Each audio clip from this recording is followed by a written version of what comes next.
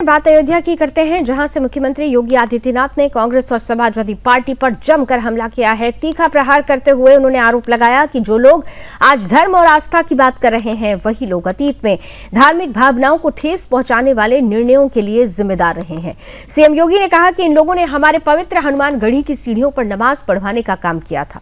उन्होंने सवाल उठाते हुए कहा कि क्या कभी कोई जामा मस्जिद में हनुमान चालीसा का पाठ कर पाएगा। वहीं अब संत समाज ने भी इस मुद्दे पर प्रतिक्रिया दी है, जिन्होंने सीएम योगी के बयान का समर्थन करते हुए विपक्ष पर हमला बोला। इस पर संत समाज ने क्या कुछ प्रतिक्रिया दी, देखिए इस विशेष रिपोर्ट में। रामनगरी की धरती से मुख्यमंत्री योगी आदित्यनाथ ने ऐसा राजनीतिक वार किया जिसने कांग्रेस और समाजवादी पार्टी की भूमिका पर नए सवाल खड़े कर दिए हैं। मुख्यमंत्री योगी ने आरोप लगाया कि जो राजनीतिक दल आज आस्था और धर्म की बात करते हैं, उन्हीं के शासनकाल में धार्मिक भावनाओं की अनदेखी की गई। सीएम योगी आदित्यनाथ ने कहा कि अतीत में हमारी आस्था के प्रमुख केंद्रों के साथ ऐसा व्यवहार हुआ जिसे समाज कभी नहीं भूल सकता।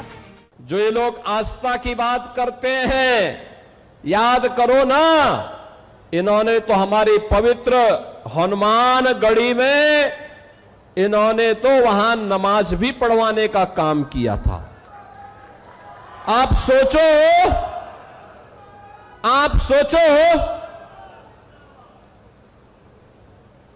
कल्पना करिए, क्या कोई जामा मस्जिद में कभी हनुमान चालीसा का पाठ कर पाएगा? क्या सरकारें करवा पाएंगी? क्या समाजवादी पार्टी और कांग्रेस करवा पाएगी? अगर नहीं करा पाएगी तो ये पाप क्यों करवाया गया था? अयोध्या में हनुमानगढ़ी की सीढ़ियों पर नमाज पढ़वाने का पाप क्यों करवाया गया था? मामला केवल राजनीतिक आरोप प्रत्यारोप तक ही सीमित नहीं रहा, बल्कि आस्था, पहचान और तुष्टीकरण की बहस का भी मुद्दा बन गया है। इसके साथ ही हिंदू धर्म गुरुओं ने मुख्यमंत्री के बयान पर प्रतिक्रिया देते हुए आरोप लगाया कि पिछली सरकारों में तुष्टीकरण की राजनीति को बढ़ावा मिला और बहुसंख्यक समाज की भावनाओं की अनदेखी की गई। देखिए, मुख्यमंत्री जी ने सही कहा है। पहले तो हनुमानगढ़ी की सीढ़ियों पर भी नमाज पढ़ी जाती थी। जब से मुख्यमंत्री जी योगी जी आए तब स्थिति कंट्रोल में हुई है। पहले तो हज हाउस बनाया जाता था, मस्जिद मदरसे बनाए जाते थे, सारा पैसा विकास का इन्हीं मुस्लिम समाज के लोगों को दिया जाता था। लेकिन योगी जी ने स्थिति को संभाला है और जब से योगी जी आए तब से हम मंदिरों में हनुमान चालीसा पढ़ पाए हैं, अपने मठ मंदिरों की लड़ाई लड़ रहे हैं। और पहले तो स्थिति इतनी खराब थी कि हम अपने मंदिरों में भजन कीर्तन करने नहीं जा पाते थे। और मैं आपके चैनल के माध्यम से बताना चाहता हूँ, जिस दिन योगी जी चले गए उस दिन हम अपने घर पर भी हनुमान चालीसा नहीं पढ़ पाएंगे। मंदिरों की तो बात बहुत दूर है। इसलिए मैं कहना चाहता हूँ, सभी सनातनी एक रहें, नेक रहें और सेफ रहें। सम्माननीय हमारे मुख्यमंत्री जी ने जो भी कहा है सर्वथा उचित है, क्योंकि हिंदू जो है अतिथि देवो भव, सभी लोगों को अपनाता है, सभी का पूजन करता है, जो भी आता है उसको सम्मान देता है और कभी भी आक्रामक नहीं रहा है हिंदू। कहीं भी किसी भी मुस्लिम क्षेत्र में उन्होंने कभी ऐसा कुछ नहीं किया और वास्तव में हिंदुओं के क्षेत्र में इस प्रकार से करना सर्वथा अनुचित है। लेकिन ऐसा संभावित हुआ है तो ये जो योगी जी कह रहे हैं वो किसी प्रकार से गलत नहीं मानते। सनातन को लेकर के बड़ा टारगेट किया जा रहा है। सब सनातनी हो रहे हैं। जो लोग कल तक मस्जिद और नमाज अल्लाहू अकबर किया करते थे, उनको सनातन याद आ रहा है। मैं कहना चाहता हूं उन लोगों को, अगर इतना ही आप सनातनी हैं तो फिर मस्जिद में हनुमान चालीसा का पाठ कराइए, सुंदरकांड कराइए।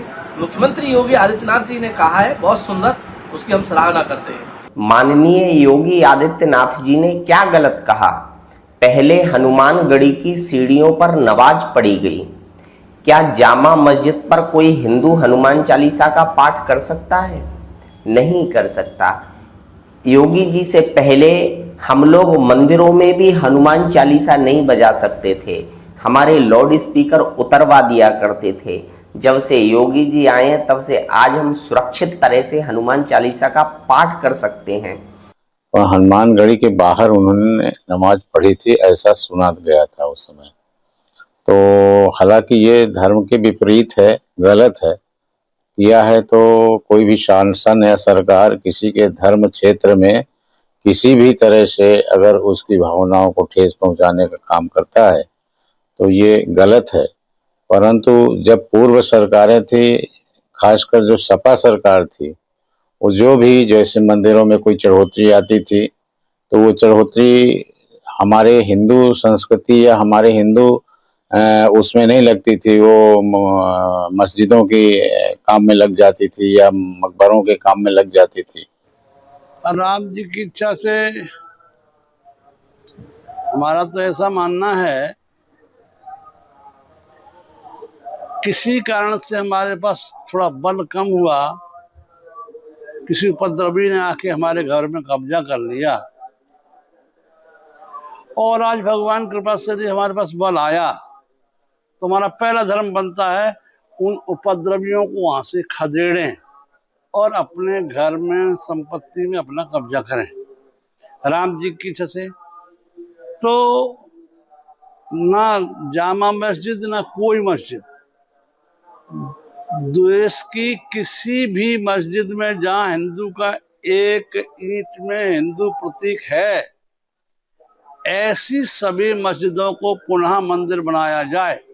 ये अभियान केवल राम मंदिर और जय सीताराम कृष्ण जन्मभूमि और विश्वनाथ जी इतने तक ये सीमित न रखा जाए, क्योंकि आने वाली हमारी पीढ़ियां जो होंगी हमसे पूछेंगी कि आपने क्या किया जब आप सत्ता में थे। उत्तर प्रदेश के माननीय मुख्यमंत्री जब इस बात को बता रहे थे कि हनुमानगढ़ी की सीढ़ियों पर नमाज अदा करी गई, अरे हमारे तो मंदिरों पर तो नमाज अदा करवा सकते हो, तो तुम्हारी मस्जिदों में हनुमान चालीसा का पाठ हो सकता है बजरंग बाण। आज योगी जी ने जो कहा, हम उनके इस विचारों के साथ थे और हमेशा रहेंगे। लेकिन साथ साथ मैं जानना चाहता हूं भारत के सनातनियों, हे मेरे प्यारे राम भक्तों, किस प्रकार से आज पूरा का पूरा विपक्ष एकजुट होकर राम भक्तों के खिलाफ लगा हुआ है। किस प्रकार से उस दिन को हम कैसे भूल सकते हैं जब आज बोलने वाला एक व्यक्ति जिसके पिता ने ऐसा घोर पाप किया था कि राम भक्तों पर, नेकते राम भक्तों पर जो प्रभु श्री राम का जयकारा लगाते हुए आगे बढ़ रहे थे, उन पर गोलियां चलवाई थी। सपा और कांग्रेस की सरकारें पूरी तरीके से सनातन विरोधी सरकारें थीं। इन्होंने तुष्टीकरण के नाम पर अपनी सारी सीमाएं लांघ दी थीं। उस समय न केवल हनुमानगढ़ी में बल्कि उत्तर प्रदेश के अन्य कई मंदिरों में, आश्रमों में भी सरकारी दबाव के कारण, प्रशासन के दबाव के कारण रोजा इफ्तार की पार्टियां कराई गईं और हद यहाँ तक थी कि श्री कृष्ण जन्म स्थान को तुष्टीकरण की नीति के तहत एक वर्ग को देने के लिए इन्होंने एक अवैध रूप से श्री कृष्ण जन्म स्थान सेवा संस्थान, जो कि वहां केवल प्रबंधन के लिए उत्तरदायी था, उसके साथ शाही ईदगाह मस्जिद का एक समझौता करा दिया 12 अक्टूबर 1968 को, जो कि पूरी तरीके से अवैध था, मगर केवल मुस्लिम समाज को खुश करने के लिए वो समझौता हुआ। और हमें पूरी उम्मीद है कि हमने आज कोर्ट में केस कर रखा है और आने वाले समय में उस समझौते को भी हम रद्द कराएंगे और श्री कृष्ण जन्म स्थान हम हिंदुओं को प्राप्त होगा। वहां भव्य और दिव्य मंदिर की स्थापना अयोध्या की तरीके से की जाएगी। अब सवाल ये है कि क्या अयोध्या से उठा यह मुद्दा आने वाले दिनों में प्रदेश की राजनीति का बड़ा केंद्र बनेगा? क्या विपक्ष इन आरोपों का जवाब नए तर्कों के साथ देगी? Bureau report, Sudarshan news.